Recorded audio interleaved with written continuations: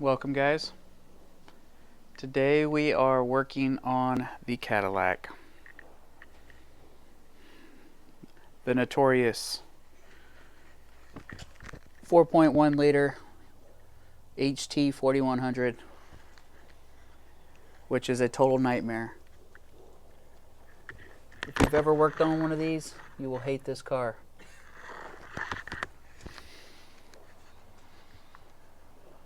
We call it the curse of the hearse.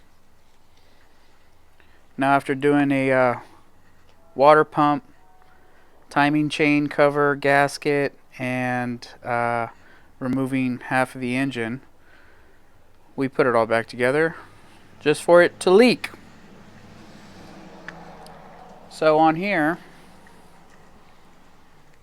you have this piece right here, and they all break right here. You see? It cost me $50 to have that welded, and during the process the guy sandblasted it and blew a hole through it, so I had to, well, he fixed it, but then I JB welded it. But you have to take this piece off in order to change your water pump, and it comes off with the water pump. So most people, they pry on these and they break them. So today I finally got the part to fix this. There's only 2 in the country, so we're going to unbox that right now. Alright, we're back. So this piece right here is your original piece, which you have to cut this in half. I had to take a Sawzall and cut it. This slips in between your thermostat housing, your water pump inlet, and then this side goes to your intake manifold. Well, this piece slides in there with an O-ring on each side, and there was a service bulletin put out, which now they call a recall. Let me get a rag, grease. This part was defective from the factory, so they put out this service bulletin where it comes with a new piece that slides all the way into the intake manifold, and then what you have to do is you have to pry that piece with a screwdriver through your water temp sensor, and you put this adapter in there, and then it comes with a little C-clip. I'm going to throw the part number on there for this, for the O-rings that you're going to need to do it. And this little gem just came in right now. So this is for the HT4100. I know it's backwards. I'll put the right part number in the description, or I'll put a link to it. There's only 2 of these little bad boys in the country, and I found one. Yes. Came from New York. Guy had 2 of them. The last one sold on eBay 4 years ago for $122. Rice burner. And we're going to open it, and we're going to look at the kit.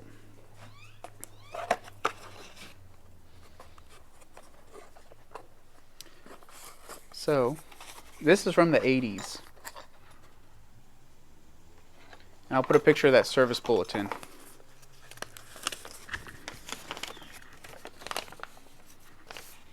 Let me go ahead and flip this around.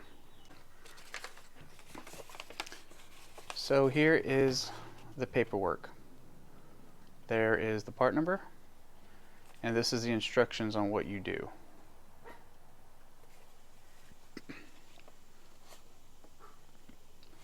It's pretty crispy.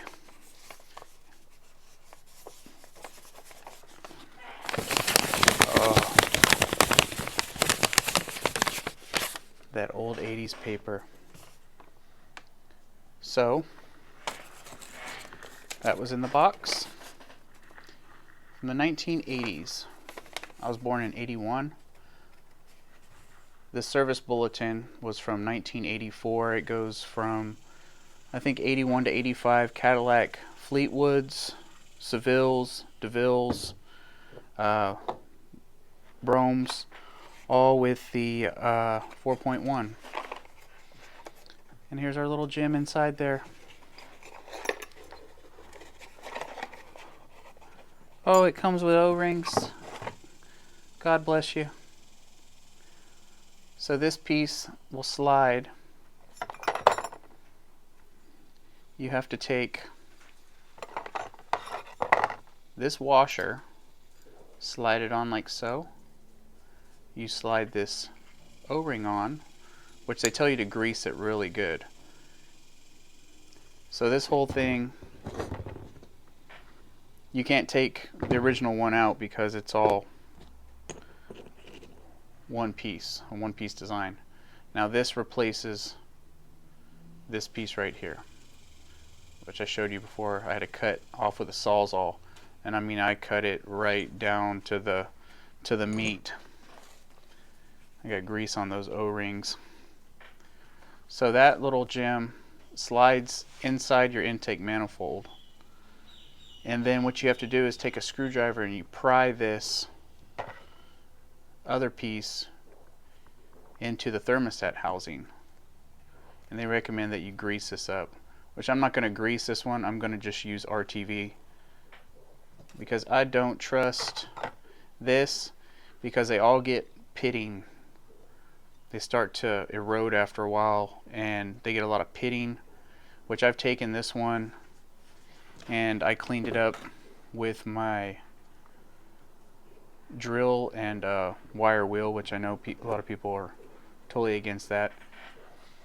And then I took a little fine sandpaper to smooth those scratches out, but I cleaned this.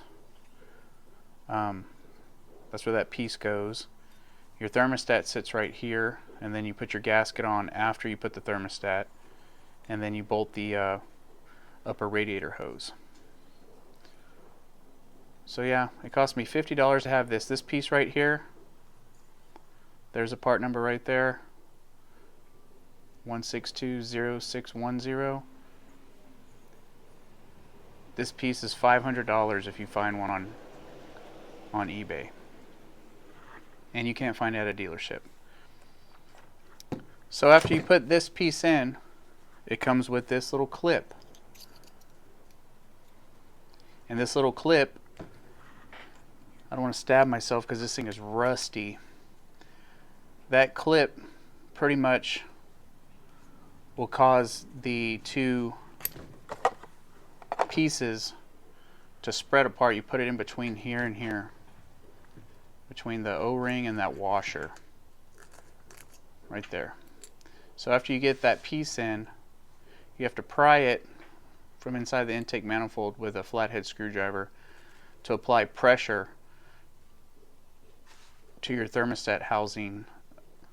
And then after you get that in place, you put this clip, and that causes just the perfect gap. And you don't tighten any of this up until you get that clip in place. And then once you tighten this, that'll just squeeze these two O-rings and make a seal. So you guys out there with the 80s model HT4100, I feel for you. Now, a lot of times, a lot of people think it's the water pump that goes out. They see the water dripping, automatically think it's the water pump, like me, because I'm an idiot. And it turns out it's this guy right here, because they leak in here, not so much right here because you have a gasket, but right here and right here is where those O-rings sit. This one takes a smaller one, this one attaches to the water pump, and that one goes to the intake manifold, and that's your thermostat. So if you could find this piece, I've seen videos out there. There she is, 1628921, 4.1 bypass kit. This is like gold. This is like, you won't ever find another one of these. But some guy had a whole bunch of NOS parts sitting on a shelf, and I said, I can't believe it, somebody actually has one. Because if you look everywhere on the internet, no one's going to have this part. And I got one right here. This is a bypass kit. This solves all your problems. So this relieves you of having to, if you ever have to change this part, hope to God you never do, this makes it to where you do not have to take your whole water pump off of your timing chain cover, because your water pump attaches to the timing chain cover. So this saves a whole lot of headache. And then if you have that part right there, you won't ever have to worry about dealing with that again. And I was going to try to get one made at a machine shop, which was probably going to cost me a fortune to try to duplicate this piece. So I went ahead and decided I'm just going to keep looking and hope to God I find one. And I did. Look at that, from the 80s. Obsolete part, cannot find. Good luck. So you guys out there, I'll give you a follow-up when I get this put on this turd, and I'll let you guys know how it worked out. Alright, first thing you gotta do, you gotta take off the bracket that goes from your AC compressor down to the actual water pump, which is the bolt way down in here. You got to go ahead and remove that whole thing. And so we got our new piece in right here on the intake manifold, and then all we have to do is pretty much put this on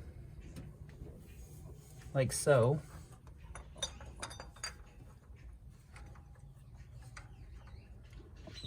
Let's hope to God it seats.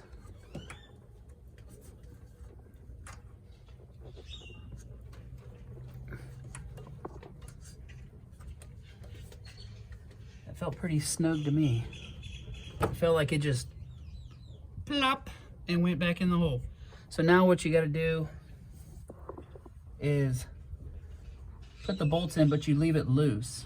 And then you have to take a screwdriver and pry that deal to where it causes the two to spread apart, and then that's when you put the clip. But for now, let me go ahead and put the bolts in and get the clip, and then we'll be right back. All right, so we got that in there. Now, they didn't explain this in the directions, but it's good to put something in between here and kind of pry.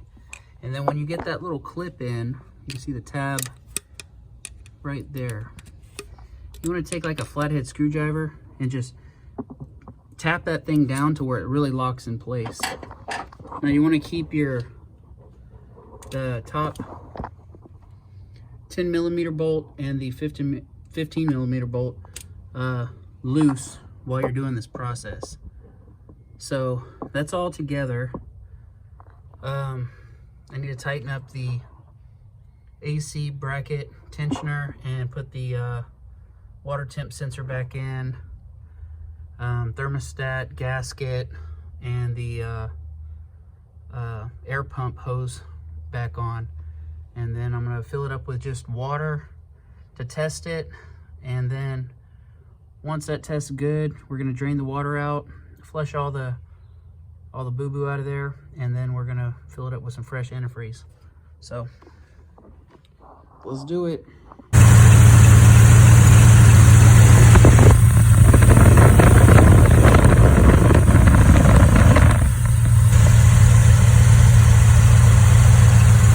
Dry as a bone. Not a drip, not a drop. Do got a little pulley squealage. Everything did get wet when I was blowing it off, but for right now it looks like everything's working pretty good. I did find a problem with this gasket. The thermostat housing gasket had shifted a little bit, and it was kind of leaking when I first started it up, so I lost a little coolant. But I had two of them, the Velcro gasket, so I went ahead and RTV'd both sides of it cleaned it up real good, put it on there, let it dry for about 20 minutes, snug the bolts up. You want to get them like hand tight, you know, let it dry for a few minutes and then go ahead and snug them up. So it's running. See that coolant? It's a flowing. I'm going to shut it off, let it cool down a little bit, and then I'm going to top it off and then put the cap on there. We're going to really pressure test it. So this has got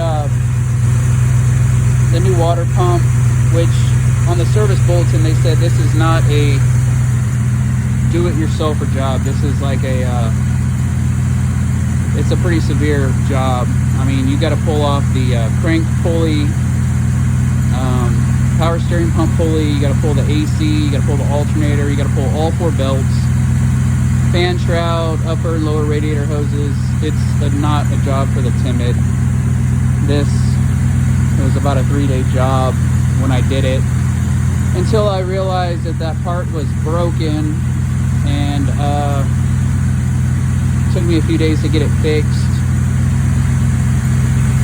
But she's running good. I mean, this car, it's got just over 100,000 miles. I just did an oil change.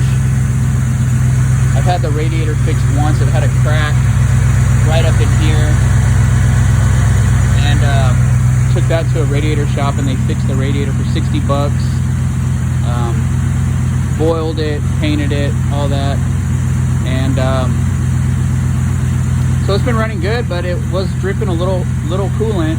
So I thought, you know, first thing, the water pump was bad. And I don't think it was. I think it was those O-rings. You go ahead and shut it off.